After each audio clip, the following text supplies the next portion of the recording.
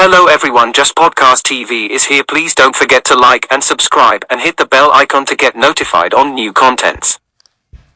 Episode 83, Counterattack. Holding the AK-47 in his right hand, James took advantage of this exact moment to push down on the ground with his left palm. With a single firm push, he slid swiftly across the floor of the cabin. Just as he was about to hit the wall, he rolled on the ground like a barrel and landed on one knee. He pressed his back against the wall, rifle at the ready. James felt like a tiger that had just woken from its deep slumber.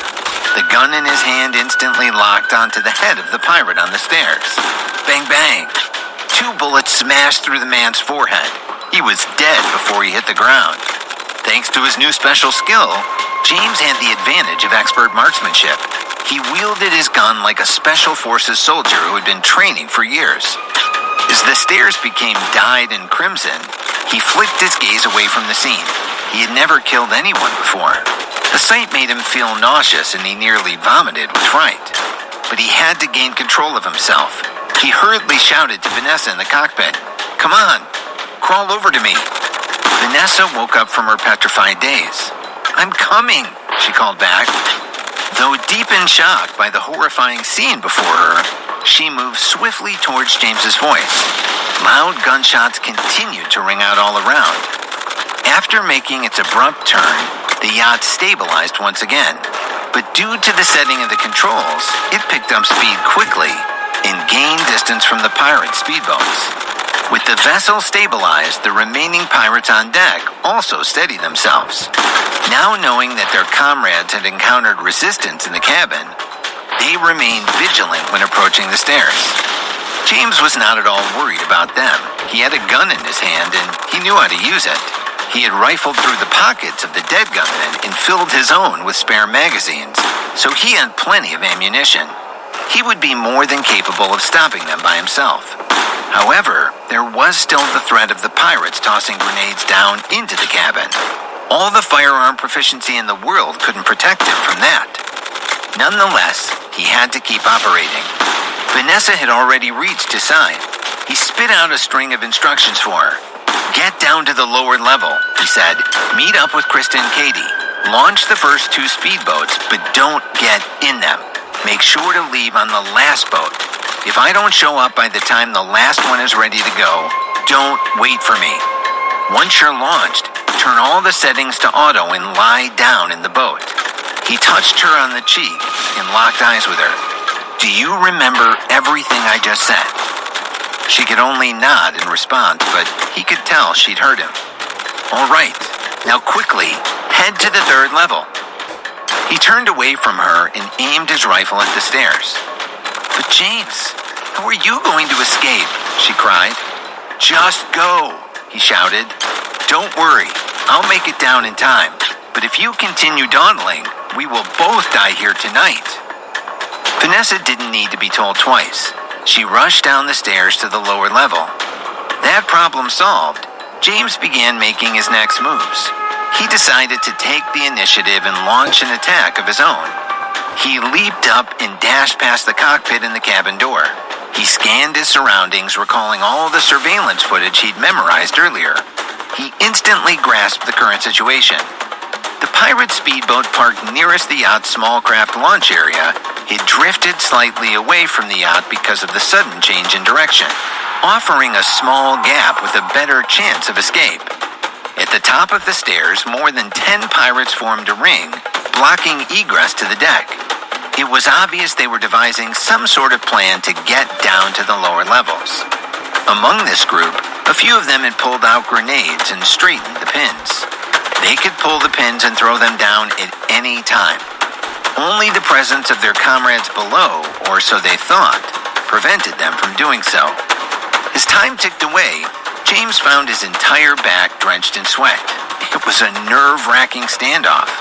A voice called down from the deck. "Zahar, how's the situation down there? Answer me."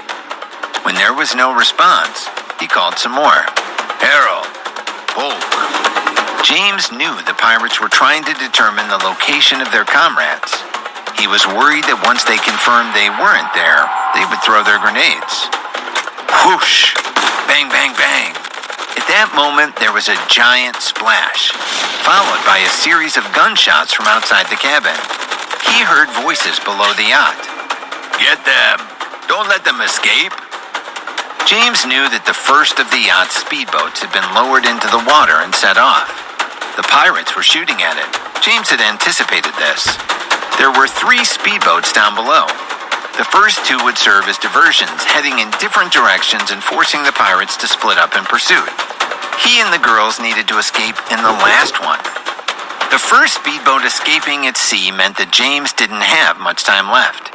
The sudden appearance of an unfamiliar craft below the yacht changed the dynamics of the situation. Even the pirates on the second level had turned strangely silent. They may have been preparing to launch their most violent attack yet, but he was not about to give them the opportunity. As soon as he heard the gunshots out on the water, James advanced. Masked by all the chaos, he took advantage of the opportunity to sneak over to the corner of the stairs. From that position, he could look up at the pirates on the deck less than 10 feet away. Click! At that moment, he heard the pin of a grenade being pulled and the lever being released. James remained calm. After all, he had been waiting for this exact moment. The instant the grenade left the pirate's hand, he locked onto it with his sights and fired. The bullet struck the grenade in mid-air. The grenade was instantly knocked back to the deck by the impact of the bullet. Wham! In the next second, there was a deafening explosion. There were screeches of agonizing pain up on the deck. The pirates in the blast zone would have received the full impact of the grenade shrapnel. James was confident that with one shot he had fully neutralized that particular threat. His risky gamble had turned into an ingenious counterattack. Without wasting any more time, he turned around and rushed towards his companions in the remaining speedboats on the lower level. Episode 84, Escape on the High Seas. Whoosh! Just as James arrived at the bottom level of the yacht, the second speedboat rocketed out into the open water. In response, there was an even more intense barrage of gunshots. Shouting could be heard amid the gunfire. More of them are trying to escape. Get them! Kill every one of them! Don't leave a single one alive! An ear-splitting roar added to the cacophony of yelling and gunshots. A group of pirates had gone after the second unmanned speedboat. Meanwhile, Vanessa, Katie, and Krista were overjoyed when James joined them in the yacht's hold. Although the 3 of them had remained relatively calm, without him, they knew they were doomed. They had no other plans for escape other than what he'd hastily devised. Without hesitation, they all scrambled aboard the last speedboat and ducked down beneath the gunwale. Vanessa had already set the craft to auto mode. They were just anxiously waiting for James's arrival. If he didn't arrive on time, they would have to leave him behind. His chances of survival would have been extremely slim. When they heard the violent explosion aboard the yacht, their hearts sank. They were deathly afraid he'd been killed. That is why when he suddenly arrived unharmed, they instantly rushed over and threw their arms around him. Leaning into James's shoulders, Vanessa gasped through her tears. I thought I would never see you again. Katie hugged James tightly and said through her sobs, I will never leave your side. Her ample chest, tightly pressed against his body, was the softest thing he had ever felt. No matter what, we'll live and die together, Krista said softly as she hugged James from behind. He could feel her voluptuous figure pressing against his back. Even if he were to die now, James would be more than satisfied with his life. But he swore, no matter what, he had to bring these lovely women out of this alive. Although the scene was heartwarming, James snapped back to attention. They were not out of danger yet.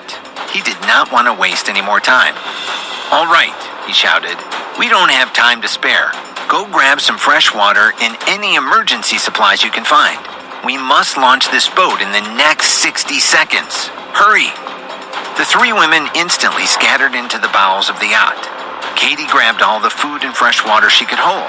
Krista gathered first aid supplies and some special tools. Vanessa found life jackets, flare signals, and other emergency supplies. Less than a minute later, James and the women leapt aboard toward the speedboat and lay down on the deck. As soon as they did, Vanessa cranked the ignition and the boat raced across the dark sea in the direction she had said earlier. The sudden turbulence of the open ocean made James feel like his heart was about to jump out of his skin. The instant the speedboat landed on the water, its revving engine alerted the pirates. In the next second, gunfire erupted from behind. Countless bullets whistled through the air above them and splashed into the water around them. James carefully rolled over until he was looking straight up. Some of the bullets that shot past were tracer rounds, drawing long lines of fire in the night sky. It was a surreal sight to behold. As some of the bullets struck the metal outer shell of the speedboat, they could not help but feel their hearts go numb, expecting a round to penetrate the hull at any moment. Only after around 30 seconds did the gunfire slowly subside. James signaled the others to stay low while he cautiously poked his head up over the side. It was pitch black outside. Other than the revving of the engine, he could only hear the sound of waves crashing against the hull as they sped away. How did we lose them so easily? He asked himself as he looked back towards the lit-up yacht receding in the distance. There were no signs of any pirates chasing them. Raising his head a little higher, he took closer stock of the situation. Then he realized what was happening. His own luxury yacht was sailing away from them in the opposite direction. Furthermore, he could see that the pirates' boats were rendezvousing with the yacht from different directions. James instantly grasped the situation. The two other escaped speedboats had misled the pirates. After catching up to them and finding no one inside, they knew they had been played and chose not to chase after the final speedboat. The pirates on deck were likely heavily injured from the grenade and could not communicate to their comrades what happened. Even from a distance, James could still faintly make out their cries of agony. Satisfied that they were out of immediate danger, James ordered Vanessa into action. "Vanessa, take the helm. Turn off all the lights. We need to put distance between us and them before they try to pursue us." Vanessa jolted up and rushed over to the driver's seat to push the throttle to maximum speed. The sleek craft darted across the sea like an arrow piercing the air. Every one of Vanessa's actions were clean and efficient. At that moment, she seemed like an experienced soldier. James could not help but admire her poise and skills under incredibly difficult conditions. Krista and Katie raised their heads. They knew they had just barely escaped with their lives. Propping themselves up, each of them cradled an AK-47 that they'd stolen from the pirates earlier. They began a vigilant watch over the water, but other than the sound of the waves and the speedboat's engine, the entire world around them seemed to have turned silent. James hastily organized a more methodical watch. He positioned Krista and Katie on the port and starboard sides while he took up the stern. Vanessa, piloting the speedboat across the pitch-black sea at high speed, kept watch ahead. After about an hour of flight across the Indian Ocean, James was satisfied the pirates were no longer chasing them. He tapped Vanessa on the shoulder and said, "Cut the engine. I think we've lost them." Vanessa did as she was told and lay down weakly on the deck, completely exhausted. Krista and Katie did the same. They were overcome with fatigue. After running on pure adrenaline for more than an hour, they had no strength left. "Are we safe, James?" Vanessa asked as she looked at him with weary eyes. Having piloted the speedboat at such high speeds for such a long time, her arms had gone completely numb. James swept his gaze over his three companions. They were looking at him with eager expressions, wanting to know the answer. Yes, we are," he said with a grim smile. Upon hearing his reassuring words, the women's faces collapsed with profound relief. The life-or-death pressure they'd been facing was gone. Soon after, James could hear slight snoring coming from the deck. Taking a closer look, he saw that all three women had fallen into a deep sleep. He didn't say a word. Instead, he positioned himself on the stern with a gun in his hand, standing guard for the rest of the night. He vowed to protect these three extraordinary women for the rest of their lives. Episode 85, despair, starvation, and death. Drifting in the middle of the enormous Indian Ocean, if James were to lose track of their coordinates, he would not be able to find his way back to land even during the day, let alone now at night. But he set that thought aside. For the moment, he would simply keep watch and think about what he'd just been through. Although he had obtained extraordinary attributes that no ordinary human being could ever hope to achieve, it nevertheless was the first time in his life he had experienced such a brutal scene. As such, he needed to take a deep breath and calm himself, and that's what he did. When the first light of dawn peeked over the horizon, Krista slowly opened her eyes. "Sir, how long have we been asleep?" she asked. "Did you not get any sleep at all?" Before James could respond, Vanessa woke up as well.